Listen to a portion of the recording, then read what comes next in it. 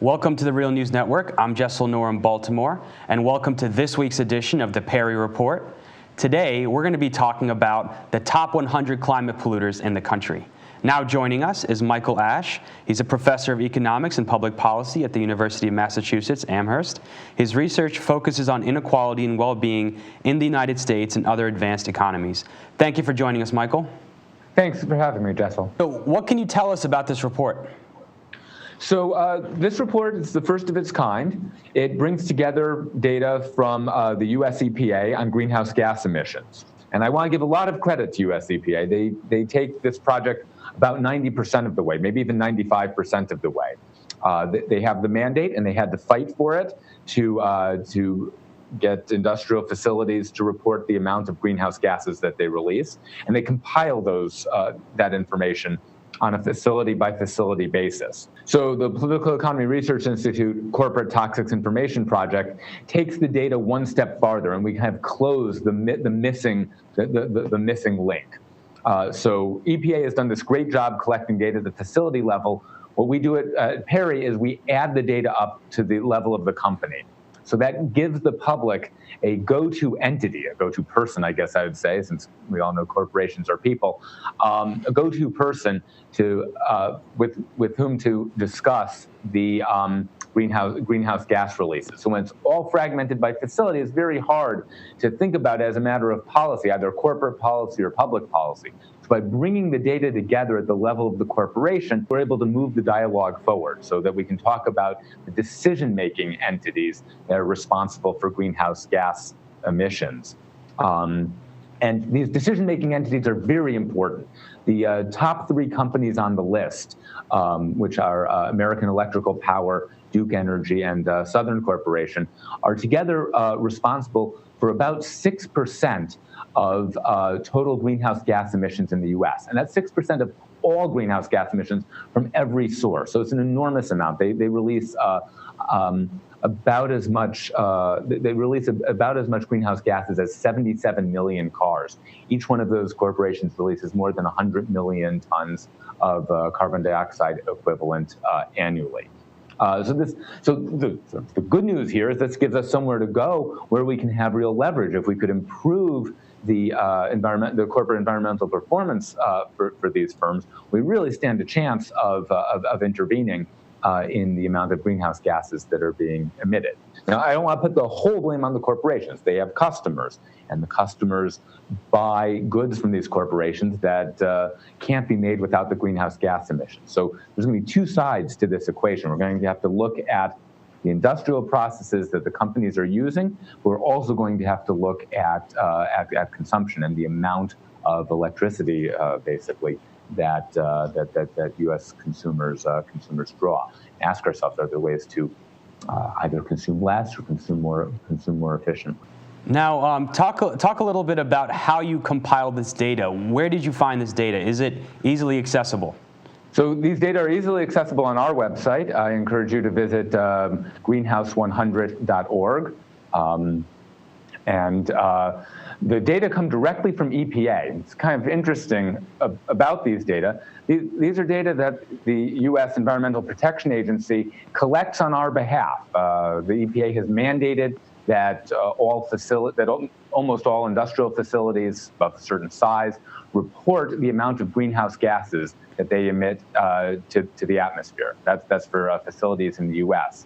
And the EPA takes a lot of the way. They've made the mandate, they've collected the data, they've organized the data.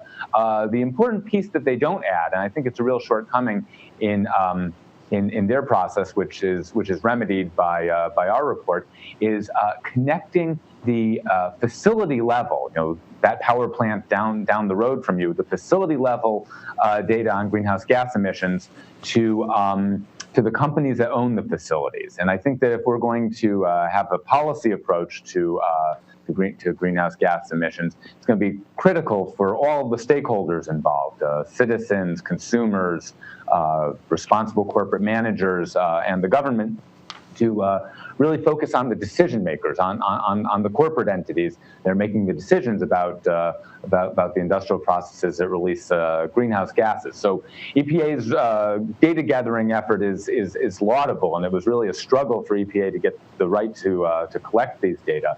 But kind of that last, sort of the last 10 feet, which we carry, I think, is a very important addition to let us focus on the corporate decision-making parties that are responsible for these emissions.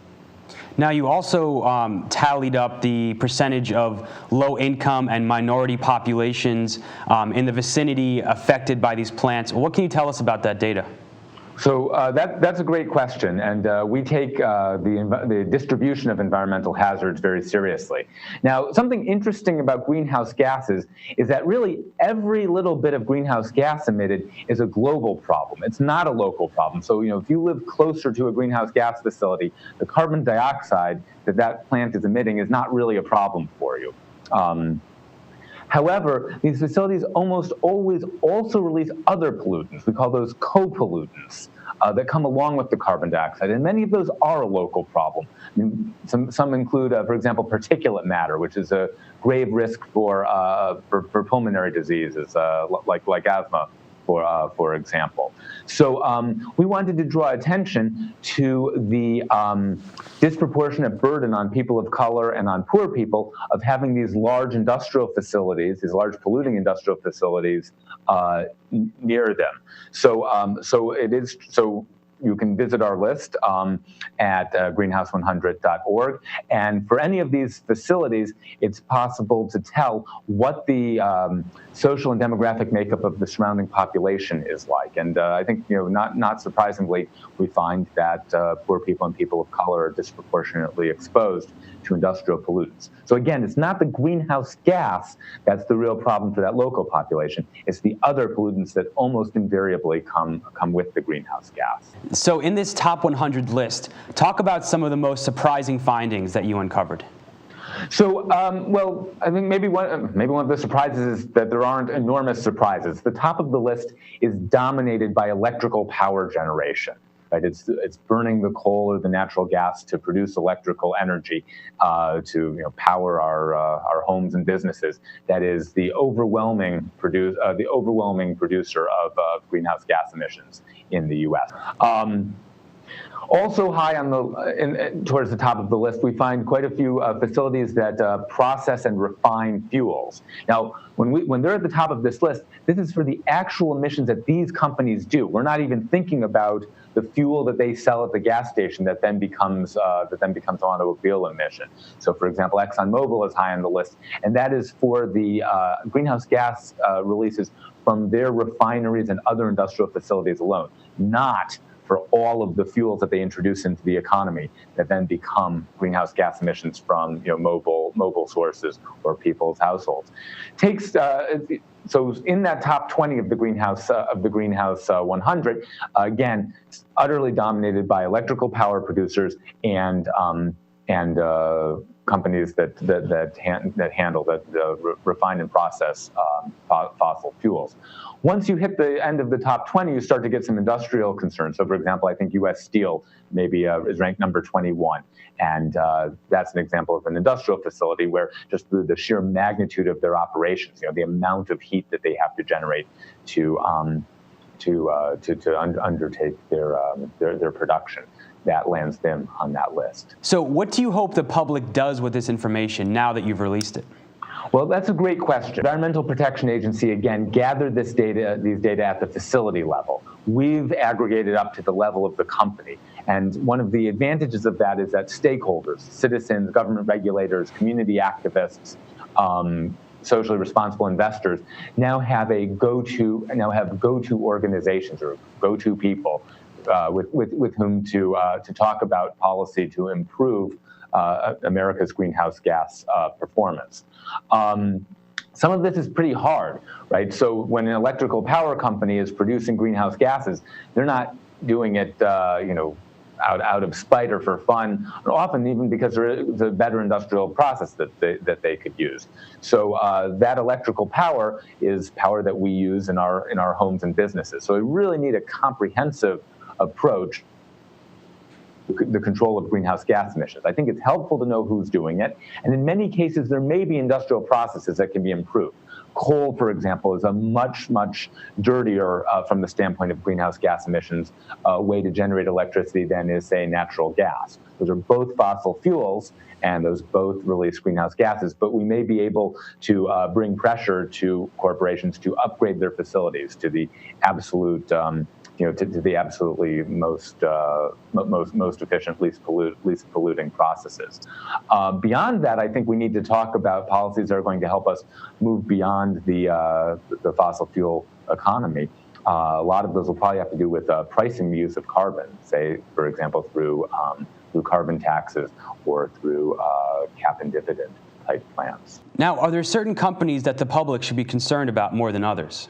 Are of more concern from the standpoint of greenhouse gas emissions. They're also, actually, they tend to be the processes that are of grave local concern as well. So coal-burning power plants are really dinosaurs, or dinosaur burners, I guess you'd say, that release an awful lot of greenhouse gases per unit of electricity. So when you look at the top of the list, I think that the top 3 companies on the list produce something like 6%, 5 or 6% of all U.S. greenhouse gas emissions. That's 5% of the absolute total, not just the industrial total, but everything that comes out of automobiles, out of household use of electricity, those top 3 corporations. So I think I would encourage stakeholders, socially responsible investors, consumer groups, to take a look at those companies and ask if they're using the best available technologies for reducing greenhouse gas emissions. So again, So if there are particular facilities that are especially inefficient, that produce an awful lot of greenhouse gas per unit of electricity that they produce. But the top 3 companies on the list are responsible for as much pollution as 77 million automobiles. Those companies are American Electric Power, Duke Energy, and Southern Corporation. So I think we want to take a look at those companies facility by facility and figure out if there are facilities that they own that could be doing a better job, that could be using more modern processes or less greenhouse gas rich fuels to produce electricity. But at the same time, I think we have to realize that they're providing electricity into a market that is very willing to buy it.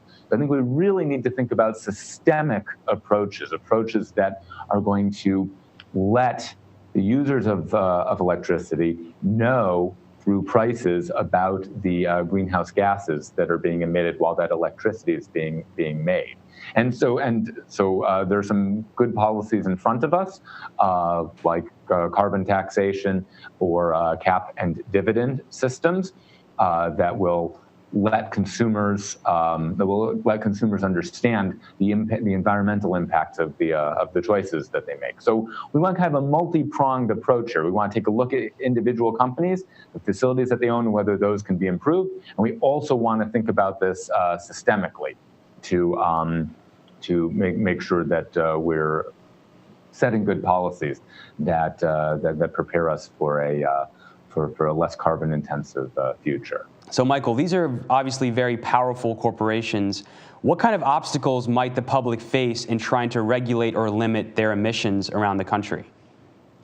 Well, we've seen over the last 5 years, it's enormously difficult to get greenhouse gas legislation passed through Congress. There are enormous bipartisan blockages on moving greenhouse gas legislation. So committed are some parts of this country to the types of industrial processes that release greenhouse gas. So I think that we consumers and citizens have our work cut out for us. I hope that by increasing awareness of the specific sources of this greenhouse gas pollution, that the Greenhouse 100 is contributing to public debate and progress on limiting greenhouse gas releases. Well, thank you for joining us, Michael. Jessel, thank you very much for having me. It was a great interview. And thank you for joining us on the Real News Network.